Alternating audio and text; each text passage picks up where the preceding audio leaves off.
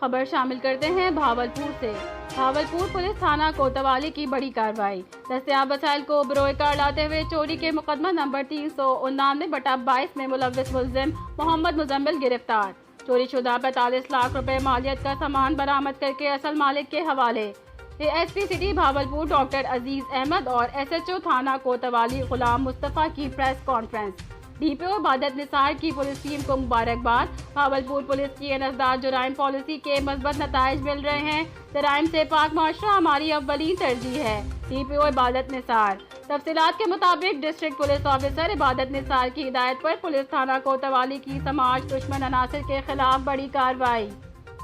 گری گنج بازار میں واقع وقاص الیکٹرانکس شاپ سے 46 لاکھ روپے مالیت کا سامان چوری ہونے پر مقدمہ نمبر 399/22 درج کیا گیا تھا۔ D P O Ibadat Nisar کی ہدایت پر ایس ایچ او تھانہ کوتوالی غلام مصطفیٰ اور تفتیشی آفیسر محمد آصف ایسائی نے اندراج مقدمے سے لے کر تکمیل تفتیش تک شب و روز محنت کی۔ تمام دستیاب وسائل کو بروئے کار لاتے ہوئے دکان کے ملازم محمد مزمل کو گرفتار کر لیا گیا، جس نے دوران تفتیش جرم کا اعتراف کر لیا۔ پولیس نے چوری شدہ 45 لاکھ روپے مالیت کا سامان برآمد کر کے اصل مالک کے حوالے کیا۔ برآمد شدہ مال میں 200 LED T V, 50 ceiling fan, 50 استریاں، 50 جوسر مشینیں اور 6 UPS شامل ہیں۔ ملزم دکان سے 1 سال سے زائد عرصے سے سامان چوری کر رہا تھا۔